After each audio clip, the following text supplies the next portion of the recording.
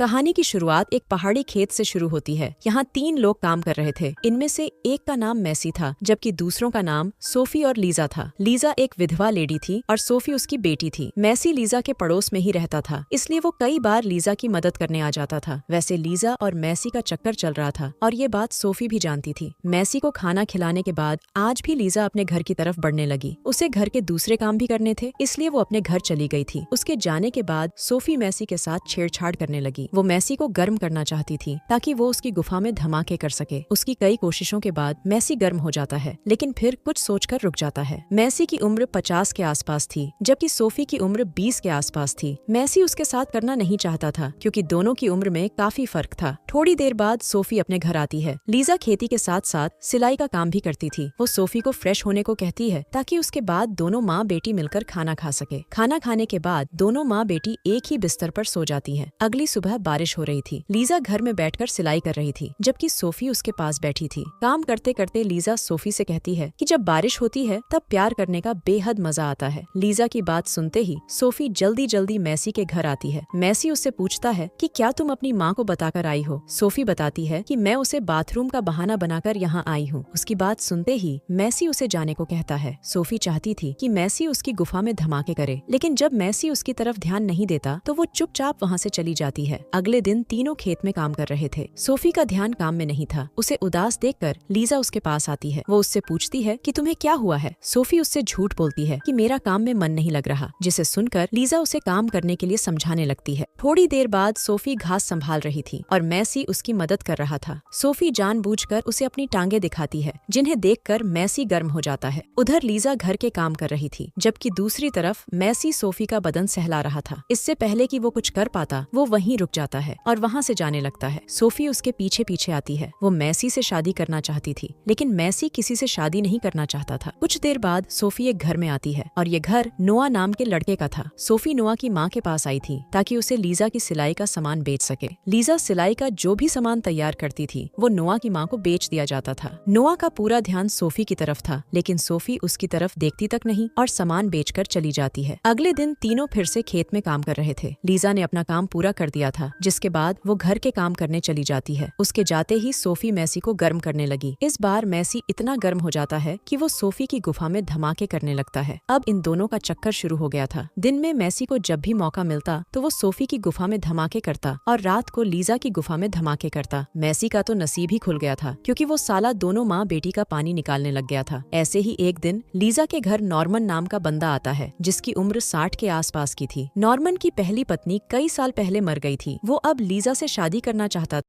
Lisa उससे सोचने का समय मांगती है, जिसके बाद वो वहाँ से चला जाता है। धीरे धीरे दिन बीतने लगे। सोफी पूरा दिन मैसी के पास रहती और लीजा को इस बारे में कुछ भी नहीं पता था। लीजा ने सपने में भी नहीं सोचा था कि उसकी पीठ पीछे धमाके हो रहे हैं। 1 महीने बाद नॉर्मन फिर से लीजा के पास आता है ताकि वो अपना जवाब सुन सके। लीजा उससे साफ साफ कह देती है कि हमारी उम्र में काफी फर्क है, इसलिए मैं तुमसे शादी नहीं कर सकती। लीजा की ना सुनकर नॉर्मन उदास हो गया, लेकिन वो कुछ नहीं कर सकता, जिसके बाद वो वहाँ से चला जाता है। अगले दिन दोनों माँ बेटी मैसी के घर आती हैं ताकि उसे बुलाकर खेत में काम कर सकें। मैसी अपने घर में नहीं था। वो बिना बताए ही कहीं चला गया था, जिस कारण दोनों माँ बेटी उदास हो जाती हैं। वैसे दोनों को लग रहा था कि मैसी को कोई काम आ गया होगा और वो जल्दी ही वापस लौट आएगा। धीरे धीरे कई दिन बीत गए, लेकिन मैसी अपने घर नहीं लौटा। ऐसे ही एक रात लीजा सोफी को नहला रही थी। सोफी का पेट बड़ा हुआ था। लीजा की नजर जैसे ही उसके पेट पर पड़ती है तो वो हैरान हो जाती है। लीजा समझ गई थी कि सोफी माँ बनने वाली है। वो उससे पूछती है कि तुमने किसके साथ किया। पहले तो सोफी कुछ नहीं बताती, लेकिन लीजा के जोर देने पर वो बता देती है कि मैंने मैसी के साथ किया था। उसकी बात सुनकर लीजा समझ गई थी कि मैसी घर छोड़कर क्यों चला गया। मैसी लीजा का भी लवर था, इसलिए लीजा को अपने आप पर भी गुस्सा आ रहा था कि उसने एक गंदे बंदे पर यकीन क्यों किया। अगले दिन लीजा खेत में काम कर रही थी, जबकि सोफी नोआ के पास बैठी थी। लीजा के काम जैसे ही खत्म हुए तो वो घर के काम करने चली जाती है। नोआ काफी समय से सोफी को चाहता था, इसलिए वो उससे मिलने आया था। वैसे नोआ उसी लेडी का बेटा था जिसके पास सोफी सिलाई का सामान बेचने आती थी, इसलिए लीजा भी नोआ को जानती थी। लीजा के जाते ही दोनों घास वाले कमरे में आते हैं। नोआ यहाँ सोफी के साथ मजे करना चाहता था, मगर जैसे ही उसकी नजर सोफी के पेट पर पड़ती है तो वो समझ जाता है कि सोफी माँ बनने वाली है। वो सोफी से बच्चे के बारे में पूछता है, लेकिन वो उसे कुछ नहीं बताती। वो गुस्से में आकर उससे कहता है कि मैं तुमसे शादी करना चाहता था, लेकिन अब मैं ऐसा नहीं कर सकता। गाँव का कोई भी लड़का तुमसे शादी नहीं करेगा। नोआ का गुस्सा देखकर सोफी बेहद डर गई, जिसके बाद वो वहाँ से भाग जाती है। वो भागकर सीधा नॉर्मन के घर आती है, जो उसकी माँ से शादी करना चाहता था। सोफी को अपने घर में देखकर नॉर्मन हैरान हो गया। बाहर बारिश भी हो रही थी, जिस कारण सोफी भीग गई थी। सोफी अंदर आकर रोने लगी, जिसके बाद नॉर्मन उसे शांत कराने लगा। वो उसे चेयर पर बैठाता है ताकि वो उससे रोने का कारण पूछ सके। सोफी कुछ नहीं बताती, बल्कि अपने गीले कपड़े ठीक करने लगती है, और ये देखकर नॉर्मन एक तरफ मुंह कर लेता है। कपड़े ठीक करने के बाद वो नॉर्मन से पूछती है कि क्या तुम मुझसे शादी कर सकते हो? सोफी का सवाल सुनकर नॉर्मन हैरान हो गया। वो खुद को संभाल कर कहता है कि हमारी उम्र में काफी फर्क है। नॉर्मन की बात सुनकर सोफी उसे गर्म करने लगी ताकि नॉर्मन उसकी गुफा में धमाके कर सके और फिर उससे शादी कर ले। नॉर्मन ने जल्दी ही उसे रोक दिया। सोफी का पेट देखकर वो भी सब समझ गया था। वो सोफी को शादी के लिए ना कहता है और फिर उसे खिला पिलाकर चलता करता है। कुछ देर बाद जब सोफी घर लौटती है तो लीजा उससे बाहर रहने का कारण पूछती है। सोफी उसे सब बताती है कि गाँव का कोई भी लड़का मुझसे शादी नहीं करना चाहता, इसलिए मैं नॉर्मन के पास गई थी ताकि वो मुझसे शादी कर ले। सोफी की बात सुनकर लीजा उदास हो गई। वो समझ गई थी कि अगर सोफी की शादी जल्दी नहीं हुई तो सोफी की जिंदगी खराब हो जाएगी। वो इस बात को लेकर भी दुखी थी कि साला मैसी उसका लवर था। वो उनके घर आता जाता था और उसी साले ने सोफी की जिंदगी खराब की। लीजा जितना कसूर सोफी में निकाल रही थी, उतना ही कसूरबार वो खुद को भी मान रही थी। अगले दिन लीजा ने नॉर्मन को अपने घर बुला लिया ताकि उसे किसी तरह समझाकर सोफी से शादी करने के लिए मनाया जा सके। पहले तो नॉर्मन शादी के लिए नहीं मानता, लेकिन लीजा के बार बार समझाने पर वो मान जाता है।